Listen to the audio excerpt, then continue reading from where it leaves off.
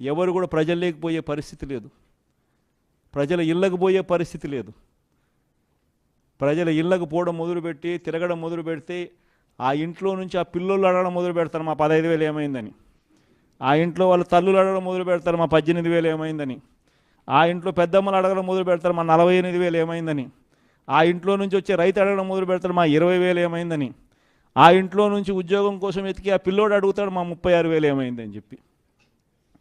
ఇలా ఇంట్లో నుంచి ఏ వాయిస్ వినపడినా కూడా ఆ రోజు మాట చెప్పినావు ఈరోజు పరిస్థితి ఏమిటి అని చెప్పి అడిగే ప్రశ్నే తెలుగుదేశం పార్టీకి సంబంధించిన ప్రతి క్యాడరు, ప్రతి నాయకుడు ఈరోజు ప్రజల్లోకి పోయినప్పుడు వాళ్ళకు కనిపించేది వినిపించేది ఇవే మాటలు, ఇవే గొంతు.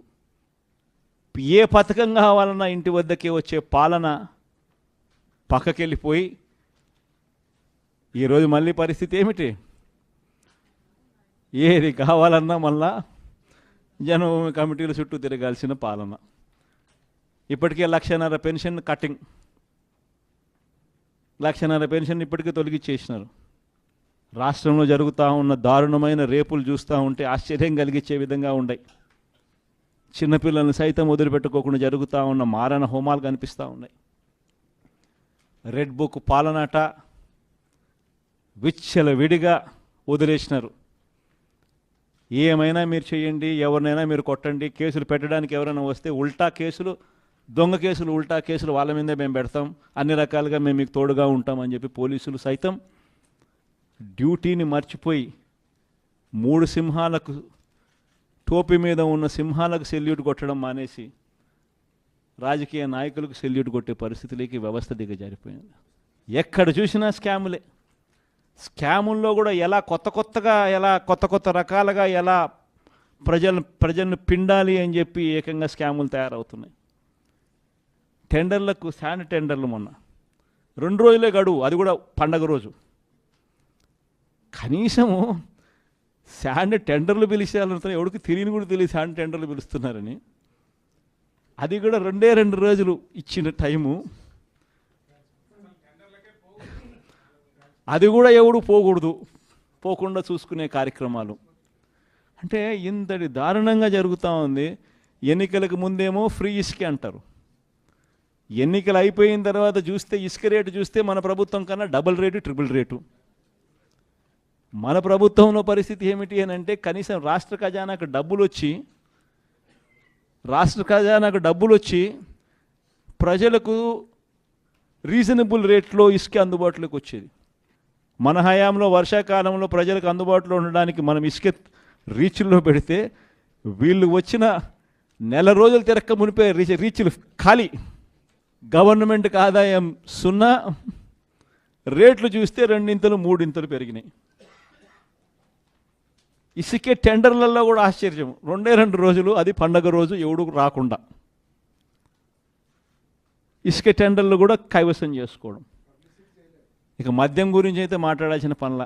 ఉన్న షాపులు మనం తగ్గించి పర్మిట్ రూములను తీసేసి బెల్ట్ షాపులు లేకుండా చేసి టైమింగ్స్ స్ట్రిక్ట్గా పెట్టి గవర్నమెంటే షాపులు నడుపుతూ ఉంది కాబట్టి అత్యాశ అనేది ఉండకుండా చూసుకుంటూ వాల్యూమ్స్ తగ్గించి ప్రజలకు మంచి చేయడానికి మనం ప్రయత్నం చేస్తే ఈరోజు ఏం జరుగుతూ ఉంది? మద్యం షాపుల కోసం ఎమ్మెల్యేలు 30% ఇస్తావా, 40% ఇస్తావా, 20% ఇస్తావా అని భయపడము, షాపులు ఎవడు వేయకుండా చేయడము, కిడ్నాపులు చేయడము. అసలు నిజంగా ఆశ్చర్యం కలిగించే విషయం. నిజంగా దాంట్లో డబ్బులు లేకపోతే, దాంట్లో నిజంగా వీళ్ళకు దురుద్దేశాలు, మంచి ఉద్దేశాలు కనుక నిజంగానే ఉంటే మరి ఎందుకు ఎమ్మెల్యేలు ఇంతగా పోటీ పడుతున్నారు దీనికోసం? అంతటి దారుణంగా ఈరోజు షాపులు ప్రైవేటైజ్, షాపులు టోటల్గా వీళ్ళ మనుషులకి ఇప్పించుకోవడాలు. ఇందులో చూస్తామా అని అంటే లిక్కర్లు చూస్తామా అని అంటే లిక్కర్ల రేట్లు కూడా ఏమిటి? అప్పుడేమో లిక్కర్ల రేట్లు తగ్గిస్తామన్నారు, ఇప్పుడు చూస్తే ఏముంది? మనం చెప్పిన దానికన్నా రేట్లు కాస్త ఎక్కువ పెట్టినారు. మళ్ళీ ఇప్పుడు ఏంది, మళ్ళీ పర్మిట్ రూములు కూడా తీసుకొస్తున్నారు, మళ్ళీ బెల్ట్ షాపులు తీసుకొస్తా ఉన్నారు. పైగా రాష్ట్ర ప్రభుత్వానికి వచ్చే ఆదాయం తగ్గుతుంది, వీళ్ళ మనుషులకు వచ్చే ఆదాయం పెరుగుతుంది. ప్రతి నియోజకవర్గంలో కనీసం 10 పేకాట క్లబ్బులు, ప్రతి నియోజకవర్గంలోనూ కూడా ఆ నియోజకవర్గంలో ఏ ఫ్యాక్టరీ ఉన్నా ఎమ్మెల్యేకు కప్పం కట్టాల్సిందే. ఆ నియోజకవర్గంలో ఎవడు మైనింగ్ చేసుకుంటా ఉన్నా కానీ ఎమ్మెల్యేకి కప్పం కట్టాల్సిందే. ఆ నియోజకవర్గంలో ఎవడు గ్రావెల్ తోలుకుంటా అన్నా కూడా ఎమ్మెల్యే కప్పం కట్టాల్సిందే. ఆ నియోజకవర్గంలో ఎవడు ఏ వ్యాపారం చేయాలనుకుంటే ఎమ్మెల్యేకి డబ్బులు ఇవ్వకపోతే అసలు వ్యాపారమే లేదు. కానీ మోస్ట్ ఇంపార్టెంట్ థింగ్ నేను ఒకే ఒక సబ్జెక్ట్ మీద మాట్లాడతా, ఇది సోషల్ మీడియా. ఇది అన్నిటికన్నా మోస్ట్ ఇంపార్టెంట్ ఆస్పెక్ట్. ఇక్కడ ఉన్న ప్రతి ఒక్కరూ నేను చెప్తా ఉన్నా ధ్యాస పెట్టాల్సిన ఆస్పెక్ట్.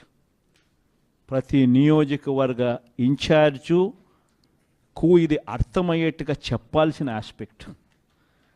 ప్రతి గ్రామంలో ఉన్న మన గ్రామ స్థాయి లీడర్కు కూడా ఇది అర్థమయ్యేట్టుగా మనం చెప్పాల్సిన ఆస్పెక్ట్. ఒక్కటే నేను మీకు చెప్తా ఉన్నా, జిల్లా అధ్యక్షులు, అనుబంధ సంఘాలకు సంబంధించిన అధ్యక్షులు, రేపొద్దున మన ప్రభుత్వం వస్తే మీ పర్ఫార్మెన్స్ ఆధారంగా మరొకసారి విషయం చెప్తా ఉన్నా, మీ పర్ఫార్మెన్స్ ఆధారంగా మీ ప్రమోషన్లు కూడా దాని మీదనే ఆధారపడి ఉంటాయని సందర్భంగా చెప్తా ఉన్నా. నేను చెప్తా ఉన్నా, ప్రూవ్ చేసుకోండి. ప్రతిపక్షంలో ఉన్నప్పుడే ప్రూవ్ చేసుకునే అవకాశం వస్తుంది. ప్రూవ్ చేసుకోండి, ప్రమోషన్ ఇచ్చే బాధ్యత నాది. ఈరోజు మనం యుద్ధం చేసేది ఒక చంద్రబాబు నాయుడుతో కాదు, యుద్ధం చేసేది మనం ఒక చెడిపోయిన ఒక వ్యవస్థతో యుద్ధం చేస్తా ఉన్నాం. ఒక ఈనాడు, ఒక ఆంధ్రజ్యోతి, ఒక TV5, వీళ్ళకు తోడు వీళ్ళ దుర్మార్గమైన ఒక సోషల్ మీడియా ఎంపైర్. రాక్షసులతో యుద్ధం చేస్తూ ఉన్నాం. ఈ రాక్షసులు ఎంత దారుణమైన వాళ్ళు అంటే వీళ్ళే ఒక అబద్ధం క్రియేట్ చేస్తారు, వీళ్ళే ఆ అబద్ధానికి రెక్కలు కడతారు, వీళ్ళే ఆ అబద్ధాన్ని గోబెల్స్ ప్రచారంలో భాగంగా ఇంతమంది కలిసి ఒకే మాట మాట్లాడడం మొదలు పెడతారు.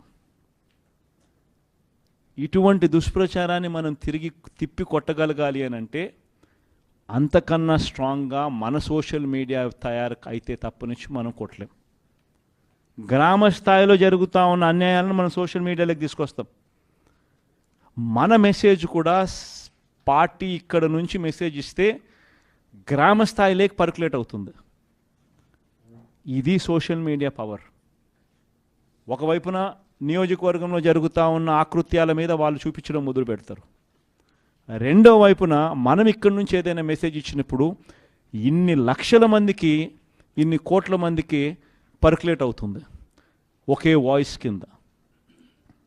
ఇది జరగాల. This is the biggest challenge. ఈ వర్క్షాప్కు ఇక్కడికి ఈరోజు పార్టీ జిల్లా అధ్యక్షులందరినీ, వీరినే కాకుండా పార్టీ అనుబంధ విభాగాలకు సంబంధించిన అధ్యక్షులను